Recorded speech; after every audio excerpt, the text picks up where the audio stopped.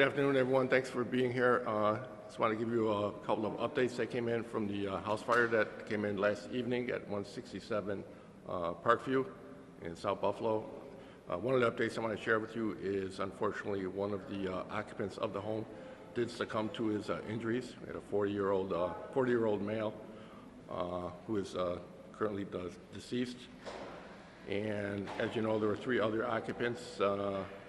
All have been taken to area hospitals, all suffering from smoke inhalation, and one of the other male occupants also has a pretty serious pelvis injury as well. Also, in addition, there's a further update on our injured firefighter who did suffer second-degree burns to his face. He spent the night in the burn center at Erie County Medical Center, mostly for observation. There was some thought he might have some injury to his airway. That wasn't the case, so he was discharged late this morning. That's all I have right now, subject to your questions. The 40-year-old who died, was that a result of burns, smoke inhalation? Was he the one that jumped out from the 3rd-story floor, that sort of thing? No, I believe he was the one that was, he was rescued actually from, I'll go through, just walk you through all 4 occupants. 2 of the occupants self-extricated, which means they got out of the home on their own, or I believe one of them was assisted by a neighbor. One actually left from a 3rd-story window when he was, while we were attempting a rescue, and the other was actually rescued from the home by ladder company 10 and ladder company 5. We believe that's the individual who suffered a cardiac arrest. And then obviously, so in the initial release, we heard about just the smoky conditions.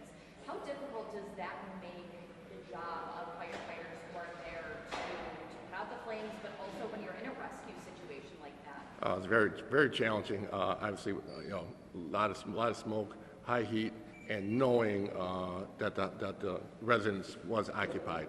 So that just adds that extra layer of stress, extra layer of anxiousness, and so as I said, very challenging for our firefighters to go through a primary search, secondary search.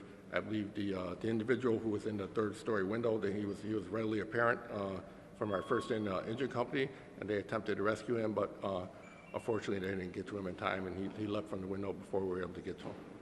In that situation where there is someone trapped inside, or there are occupants in the home to begin with, is the initial game plan for firefighters to rescue and then fight the flames, or is it kind of a once or an all-step approach where some firefighters are taking care of the flames, others are handling the rescue? Well, it's all happening concurrently. Obviously, you need water, you need ventilation. So the engine companies are laying in lines, attack lines, to protect themselves, and the ladder companies that are entering the residence to do a search, and venting is also taking place at the same time. So everything is happening in concert. But life safety is the #1 issue. And then obviously one of your firefighters injured on the job, that does come with a risk. But second-degree burn, is painful in and of itself. Is that something that can be, can you mitigate that risk in fires moving forward, or is there always that risk for injury when you're fighting a fire like that? Like I said multiple times, firefighting is the most dangerous job on the planet, actually. So there's no way to actually mitigate that 100%. All we can do is operate as safely and as efficiently as we can. And that particular firefighter was the individual that was attempting the rescue of the individual on the 3rd-floor window. He actually took a 24-foot ladder, ground ladder, which is the largest or longest ground ladder we have on one of our pumpers, and he raised it to the garage on his own, got to the top of the garage, brought the ladder up to the garage, and set it on the roof of the garage to get to the 3rd floor, or as close to that 3rd-floor window as he could. And during that process is when he suffered his burns, and the individual, unfortunately, we didn't reach him in time, and he left. Apartment situation, was it a home, do you know? It was a family home, 3-story home, yes.